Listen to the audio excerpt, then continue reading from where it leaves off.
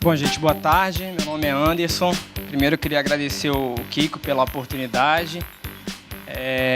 Sou advogado, milito na área tributária e sou um entusiasta de novas tecnologias. Tive contato com o Bitcoin a primeira vez no primeiro semestre desse ano. Achei muito interessante e passei a estudar um pouco qual seria o efeito dessa tecnologia no mercado brasileiro, somente para o contribuinte. Antes de entrar propriamente dito na tributação do Bitcoin, porque a gente sabe que no mundo, na vida, a gente tem duas certezas, que é morrer e pagar tributo. Então, antes de entrar especificamente na questão tributária do Bitcoin, eu queria falar um pouquinho, traçar algumas informações sobre a regulação do Bitcoin no Brasil. Hoje, ainda não há nenhum posicionamento formal de nenhum órgão ou entidade brasileira a respeito do Bitcoin no Brasil. Isso por quê? Porque todos os órgãos, seja Banco Central, Receita Federal ou COAF, eles estão, de uma certa forma, observando o que o mundo está estudando, está tratando o Bitcoin pelo resto do mundo. Então, até para que não haja uma regulação equivocada com o resto do mundo, o Brasil hoje, você não encontra nenhuma regulação propriamente dita de Bitcoin aqui. Eu vou passar primeiro o posicionamento do Banco Central. O Banco Central, em 2014, emitiu o comunicado 25306. Esse foi o único comunicado formal do Banco Central a respeito de Bitcoin, e ele trouxe algumas informações importantes. A primeira informação é que o Banco Central estabeleceu que, em virtude do desenvolvimento de inovação tecnológica, o Banco Central ele se posiciona em não intervir nas novas tecnologias que surgem no mercado. Isso, na minha opinião, eu acredito, inclusive, que é uma posição bem acertada, porque você imagina que se a cada mês surgissem umas startups de meio de pagamento, o Banco Central fosse intervir e fosse regular, estabelecendo a forma de constituição da empresa, de sociedade, enfim. Então, nesse comunicado, o Banco Central ele já colocou que não vamos intervir em virtude para não inibir o desenvolvimento da tecnologia do Bitcoin.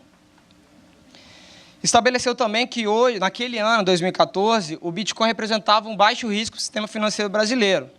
Então, mais um motivo que fez com que o Banco Central, naquele momento, falasse, ainda não representa nenhum dano ou risco para contribuintes, para usuários e para o sistema financeiro, por isso nós não vamos intervir.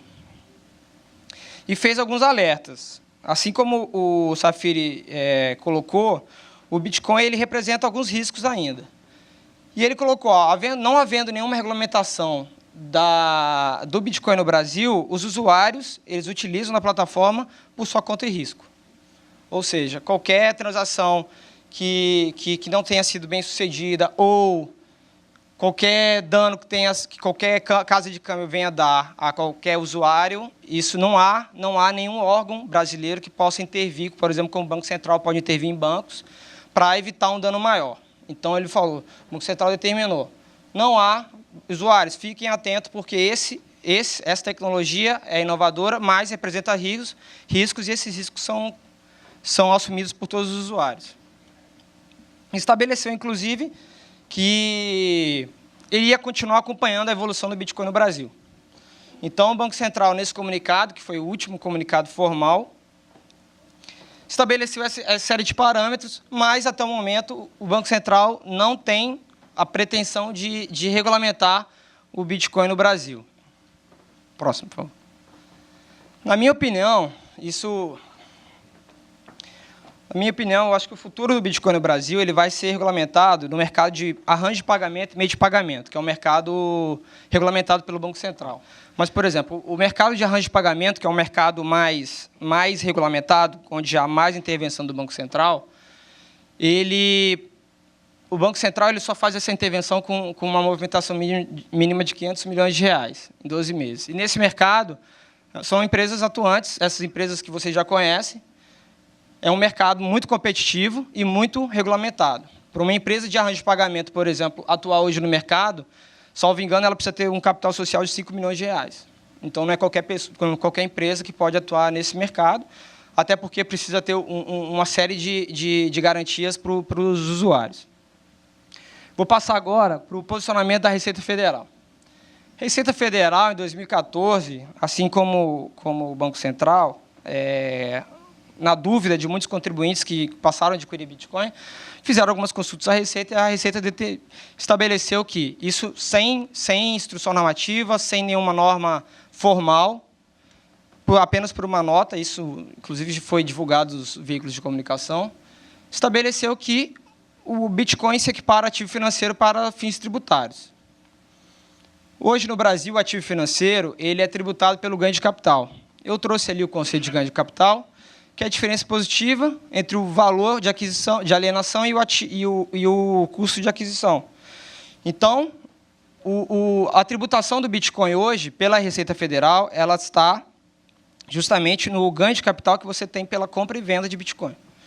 Como o Safir bem colocou, houve uma valorização de 35% do Bitcoin no Brasil, que quem comprou Bitcoin no intuito de fazer patrimônio e vender e comprar, ele teve uma boa valorização, e nessa valorização é que é feita a tributação pela Receita Federal. Isso é o entendimento da Receita Federal. A alíquota desse ganho de capital é de 15%. No final do ano passado, foi editada a medida provisória, que aumentou a alíquota de 15%, essa é a alíquota de 15%, mas permaneceu para ganho de capital de até R$ 1 milhão, 15%, e é um aumento gradativo para 20%, para 5 milhões, 25% para 10 milhões, enfim. Mas hoje a alíquota é de 15% sobre o ganho de capital até R$ 1 milhão. Uma coisa interessante que é importante destacar aqui é a questão da isenção.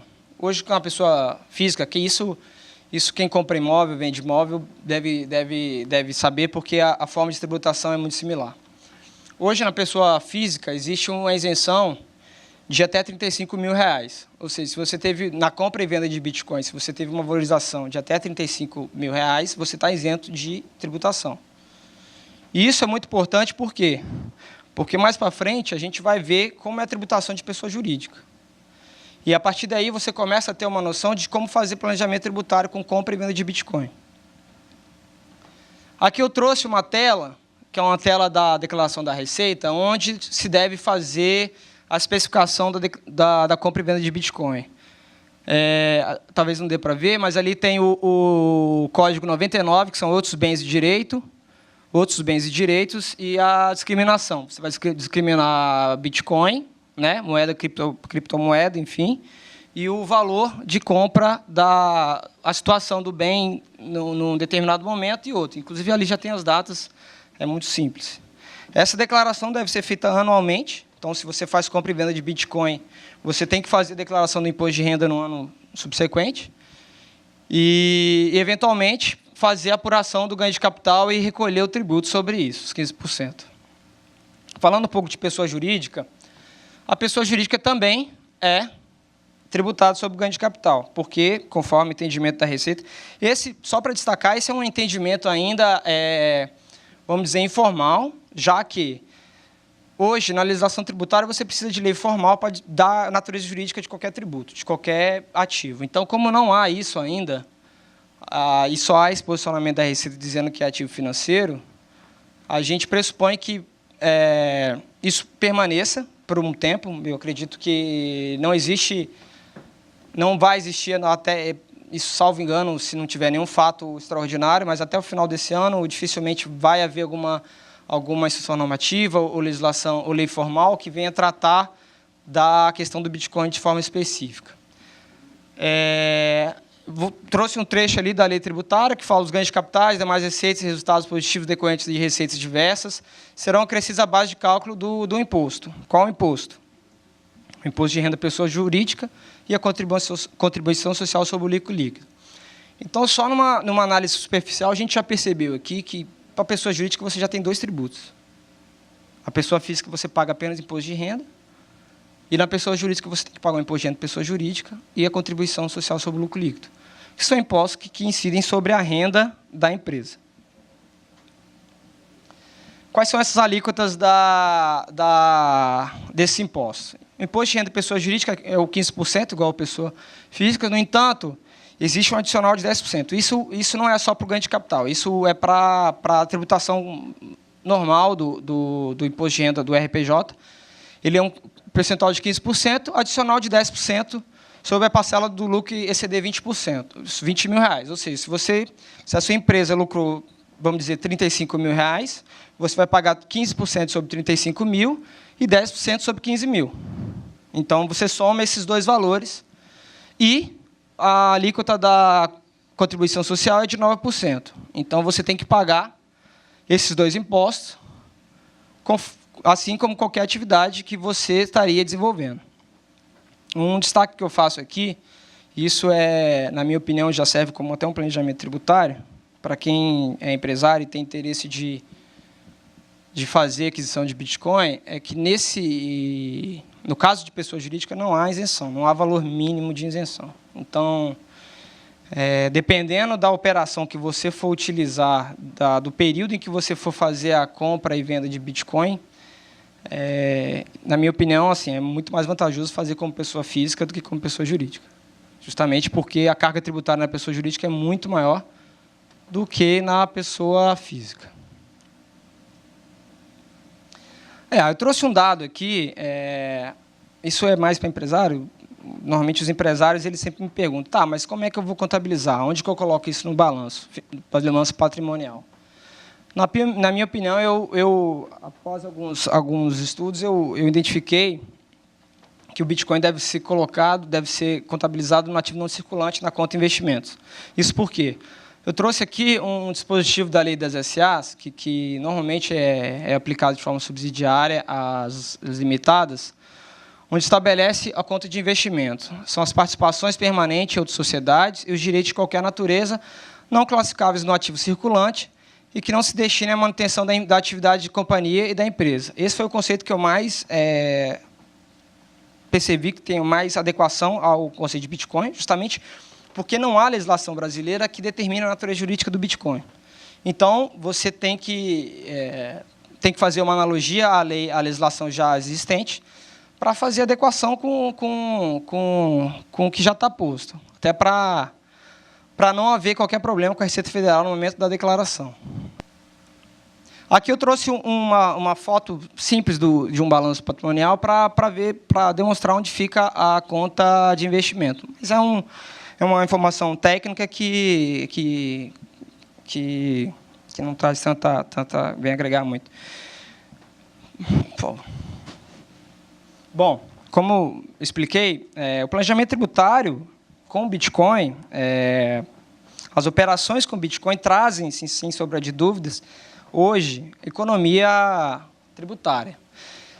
Essa economia, ela assume, o Bitcoin como meio de pagamento, ele é a função que mais se pode destacar para a questão do planejamento tributário. Ou seja, o Bitcoin pode ser um ativo financeiro, ele pode ser utilizado como operação peer-to-peer e pode ser utilizado como meio de pagamento.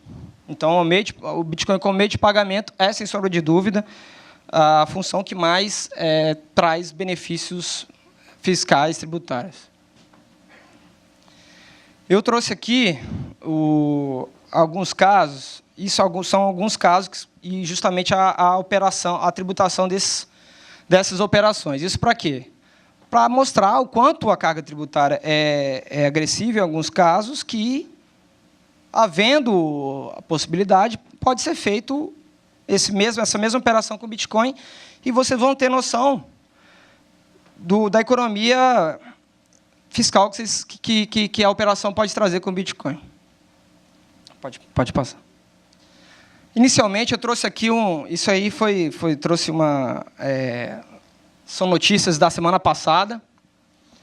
de uma operação que é feita com uma operação que é justamente a remessa de dinheiro para o exterior para custeio de despesa com turismo, saúde, educação e manutenção de dependentes fora do país.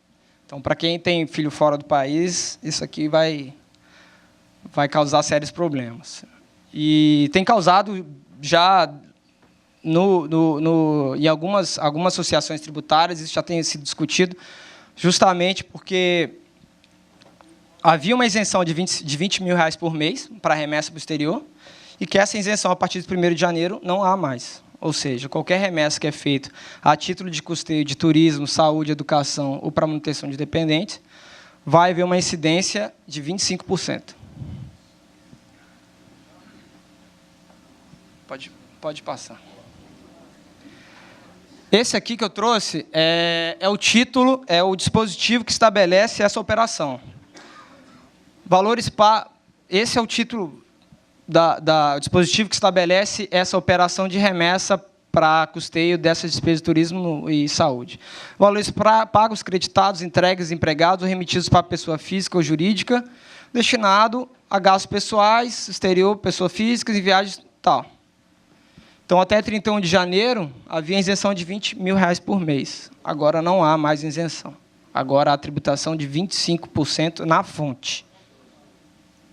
Na fonte. Então, a operação para remessa para o exterior, para custeio de despesas pessoais, ela teve um acréscimo de 25% na tributação. Uma outra operação que é justamente para remessa para o exterior, é justamente para quem me perguntou de salário lá, ó, rendimento de serviço, remuneração de serviço em geral, pessoa física residente no exterior. Rendimentos do trabalho com ou sem vínculo empregatício e os da prestação de serviço pagos, creditados, entregues, empregados. Você vê que eles colocam vários condutos, vários tipos de transferência para que não haja dúvida sobre a tributação. Então, se você pagou, creditou, entregou, empregou ou remeteu a residentes ou domiciliários no exterior, sujeito ao imposto de renda retido na fonte de 25%. Então, se você tem na sua empresa, você tem um consultor, ou algum empregado, ou até um programador. Cadê o Safiri? Tem um programador que mora na Costa Rica, África do Sul. E se você não faz distribuição de dividendos, vamos dizer que ele não é sócio da empresa, mas ele é um empregado, CLT, ou é um sócio, mas tem um prolabore. Então, essa remessa aí tem incidência de 25% no imposto de renda. Isso por quê? Qual que é o alíquota de tributação do imposto de renda no Brasil hoje? 27,5. 25 minutos. Eu vou correr aqui, então. Por quê? A Receita Federal, o Estado brasileiro, entende o seguinte: se você fosse pagar para um empregado no Brasil, ele teria que pagar imposto de renda de 27,5%. Então, por que você não vai pagar? Por que o empregado no exterior ele não vai pagar o imposto de renda? Até porque seria uma falta de competitividade com o trabalhador brasileiro. Então, a razão é essa, é simples, é essa, não tem por que correr. E aqui é um outro caso, remuneração de serviços técnicos, assistência técnica e administrativa. Isso aqui é para quem paga servidor fora, viu? Isso aqui serve para isso. As importâncias pagas, creditadas, entregues, empregados, remetidos à pessoa jurídica domiciliada no exterior a título de royalties e de remuneração de serviços técnicos e assistência técnica, a incidência de 15% de imposto de renda. Então, eu trouxe um cenário de muita... Porque esse quem não lida diariamente com as questões tributárias e tudo mais, muitas vezes não tem noção da carga tributária que é nesse tipo de operação para remessa para o exterior. Por favor. E aí, para demonstrar um pouco do planejamento tributário, o planejamento tributário, para correr, ele se resume em algumas etapas. A identificação, lá no escritório, a gente sempre determina algumas etapas. Quais são? Identificação da oportunidade, diagnóstico para ver como é que é feita a operação, como é que está sendo feita a operação na empresa, ver se contabilmente está sendo certo, se está na alíquota certa, a base de cálculo certa. O cálculo da oportunidade, você calcula o imposto para ver se aquela oportunidade de planejamento tributário vale a pena mesmo. E depois a execução do próprio planejamento. Então, tem uma série de etapas antes de você executar o planejamento tributário. Eu trouxe aqui uma compra de cartão de crédito no exterior, e aí eu utilizei, pode passar, a plataforma Nubank. Foi uma compra no dia 13, a cotação no dólar, 13 era no domingo, a cotação no dólar na sexta era 11, dólar comercial era 11, no dia 11 era 3,87, no dia 14, 3,88.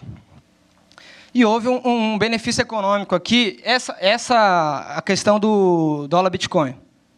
É uma estimativa que foi vendida no dia 3,91. Isso quem me informou foi a própria Foxbit, que ele fez uma média da cotação do dia e me passou esse valor. Então, esse valor essa taxa de 2% é uma estimativa. Por quê? Porque dependendo como é feita a operação com o Bitcoin, você pode pagar, por exemplo, 0,5% na Foxbit, como você pode pagar até 2% numa empresa como a AddCash. Então, eu estimei aqui um valor de 2%, que é o valor mais real, maior da operação. Trouxe um benefício de mais ou menos 8%. Fiz essa mesma operação com o Banco do Brasil, cartão do Banco do Brasil. Fiz uma compra no Amazon, o dólar comercial no dia fechou a 3,88 e aqui no Banco do Brasil fechou a 4,8. E houve um ganho, fazendo uma operação simples, houve um ganho médio aí de 8% a 9%, colocando uma taxa alta de administração de Bitcoin. Então, pode ser que esse benefício seja até maior. Eu vou falar bem rápido, fator de risco. Todo planejamento tributário tem fator de risco. Isso aí é simples. Pode passar. Esses são alguns fatores que a gente sempre observa. Conduta ilícita, se houve fraude, simulação ou conluio do contribuinte para obter ganho financeiro. Se o planejamento tributário foi feito antes ou depois do fato gerador, ou seja, eu vou mudar o regime de tributação da minha empresa para pagar menos tributo. Só que eu oferi renda antes da conversão do regime e disse para a Receita que eu oferi depois. Então, o fato gerador ocorreu antes, só que eu declarei depois. Isso, com certeza, vai causar autuação. Exposição patrimonial, isso é muito importante, que é justamente a causa de cruzamento de dados. Hoje você tem o SPED, você tem nota fiscal eletrônica, você tem cruzamento de dados, que muitas vezes você não declara. Por exemplo, você comprou Bitcoin, mas se a Foxbit for obrigada e declarar para a Receita que você comprou, ele vai cruzar os dados, você vai ter que retificar a sua declaração ou tem a possível autuação. E a ausência de propósito negocial. Isso aqui eu deixo para falar depois, porque é uma coisa mais técnica do direito tributário. E agradeço a participação e estou à disposição para eventuais perguntas. Obrigado.